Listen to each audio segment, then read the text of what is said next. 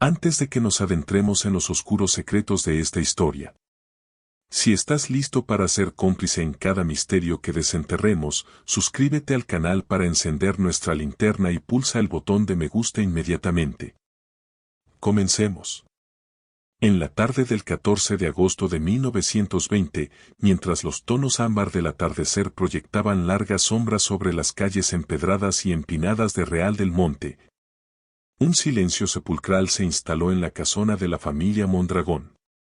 La construcción de adobe y vigas de madera, con su fachada blanca descascarada por la humedad de la montaña, era un símbolo de respetabilidad en la calle principal. Sin embargo, esa noche algo no encajaba. Las ventanas permanecieron oscuras y los ecos habituales de los rezos del rosario y los cánticos que los vecinos solían escuchar estaban ausentes. México vivía un año de transición. La Revolución Mexicana comenzaba a ceder paso a una frágil estabilidad bajo el gobierno de Álvaro Obregón y en los pueblos mineros como este.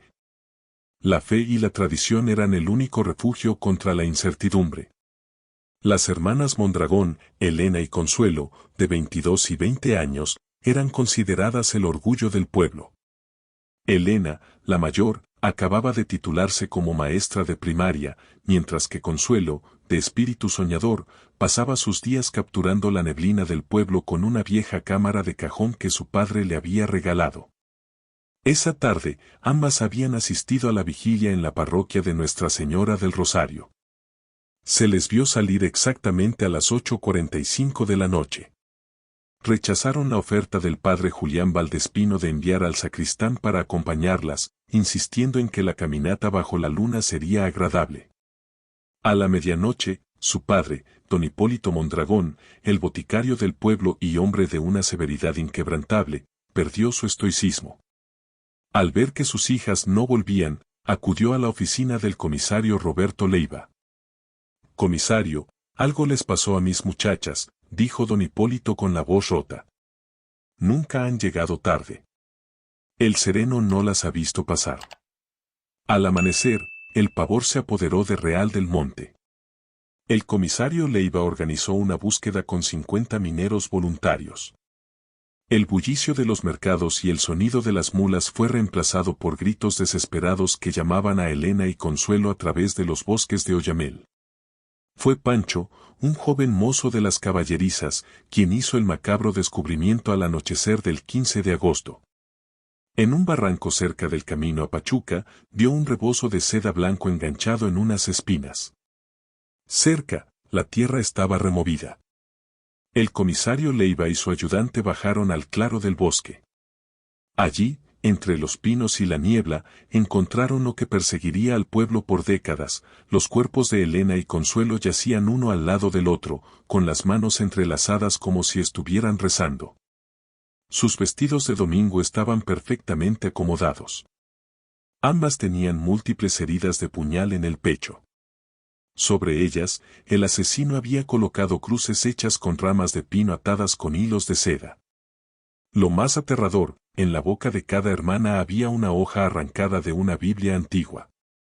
En la de Elena, el pasaje de Levítico 20:16, en la de Consuelo, Levítico 18:23. El pueblo quedó paralizado. Era el primer crimen de esa magnitud en años. El doctor Zúñiga, el médico local, determinó que el arma fue un cuchillo de hoja fina, manejado con una fuerza brutal. Durante las pesquisas, una vecina anciana, doña Gertrudis, mencionó algo inquietante. El padre Valdespino las miraba mucho durante el sermón, comisario. No era una mirada de pastor a sus ovejas, era algo más oscuro. Predicaba sobre los pecados de la carne mientras no les quitaba el ojo de encima. El comisario entrevistó al padre Julián Valdespino, un hombre de 35 años, de ojos azules penetrantes y modales refinados. Él alegó que esa noche se quedó solo en la sacristía redactando su homilía. Eran almas puras, dijo el cura secándose las lágrimas con un pañuelo de lino. Solo Dios sabe por qué permitió esta atrocidad. Pasaron los años. Don Hipólito, consumido por la pena, cerró la botica y se fue del pueblo. El padre Valdespino continuó siendo el pilar espiritual de Real del Monte, convirtiéndose en el párroco con más años de servicio. Sus sermones anuales en el aniversario de las muertes eran famosos. Aunque la justicia de los hombres falle, la justicia divina es ineludible, clamaba desde el púlpito. Fue hasta 1946, 26 años después, cuando el nuevo comisario, hijo de Leiva, reabrió el caso. Una anciana exorganista de la iglesia, doña Marta, le entregó una nota que había encontrado escondida en un misal hace décadas. Mi querido Julián, Consuelo y yo nos reuniremos contigo en el lugar de siempre después de la misa. Mi padre no sospecha nada. Rezamos para que nadie descubra nuestro acuerdo. Con devoción, Elena. Las piezas finalmente encajaban. Los pasajes bíblicos en las bocas de las jóvenes no eran acusaciones contra ellas, sino el desvarío de un hombre religioso que, atormentado por su propia lujuria y el pecado que compartía con las hermanas, decidió purificarlas a través de la muerte para salvar sus almas y su reputación. Espere un momento, dijo el comisario Leiva hijo, procesando la revelación de la nota. Usted mencionó a la esposa de Valdespino, pero en la Iglesia Católica los sacerdotes no se casan. Él siempre dijo que su única esposa era la fe. Doña Marta sintió con una mirada de profunda tristeza. Eso fue lo que nos hizo creer a todos. Pero Julián Valdespino no llegó solo a Real del Monte en 1917. Venía con una mujer llamada Sara. Nos dijo que era su hermana, una mujer pálida y tísica que rara vez salía de la casa parroquial. Murió al año de llegar. Nunca vimos un acta de defunción y el entierro fue privado, en el jardín de la parroquia, bajo el pretexto de evitar el contagio de la tuberculosis. Esta discrepancia llevó al comisario a investigar los registros en la Ciudad de México y en la diócesis de donde provenía Valdespino. Los resultados fueron inquietantes, no había registros de una hermana, pero sí rumores de una mujer que lo seguía a todas sus misiones anteriores. El 12 de febrero de 1946, armado con una orden judicial, el comisario llegó a la casa parroquial. El padre Valdespino, ahora un hombre de 61 años, todavía imponente y con una calma que helaba la sangre, los recibió sin resistencia. Entiendo que tengan dudas, comisario, dijo el cura con una voz suave. Mi vida ha sido un libro abierto para este pueblo. Sin embargo, el registro reveló lo contrario. En el ático, oculto tras un pesado ropero de caoba, los agentes encontraron un baúl de madera de cedro. Al abrirlo, el horror se hizo presente, docenas de fotografías. No eran imágenes de la iglesia, eran retratos de mujeres jóvenes del pueblo, algunas en poses íntimas y otras claramente desprevenidas. Entre ellas, los rostros inconfundibles de Elena y Consuelo Mondragón. Tras un panel falso en la pared del ático, encontraron una celda pequeña pero impecable.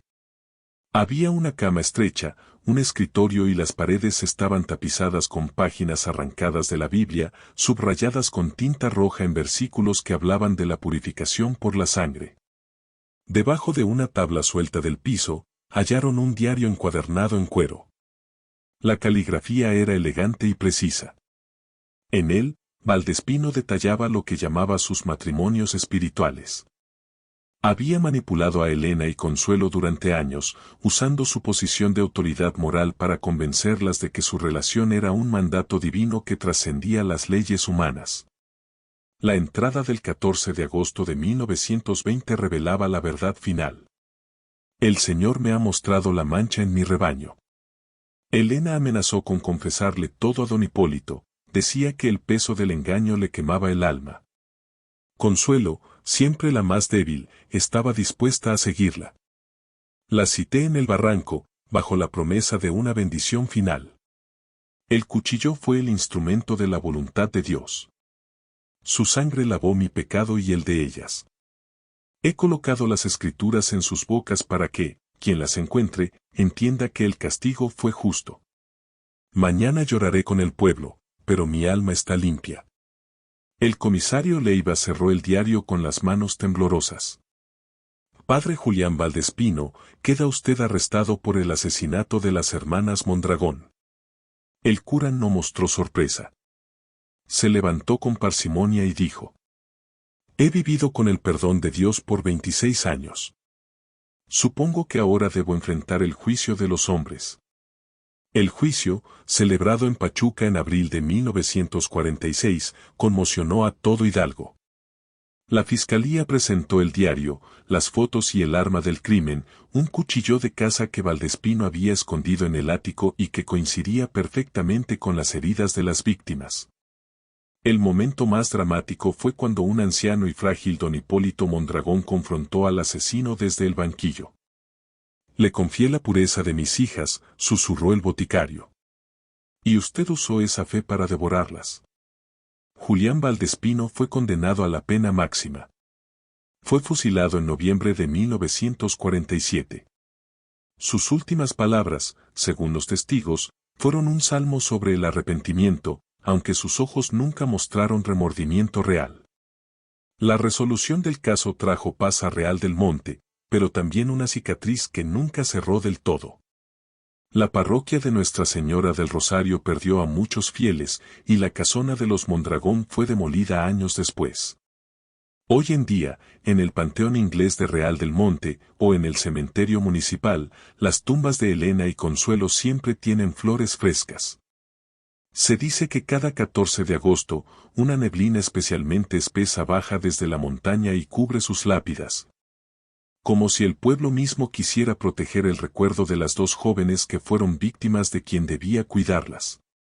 La justicia puede tardar décadas, pero como hemos visto hoy en la historia de las hermanas Mondragón, la verdad siempre encuentra una grieta por donde salir a la luz.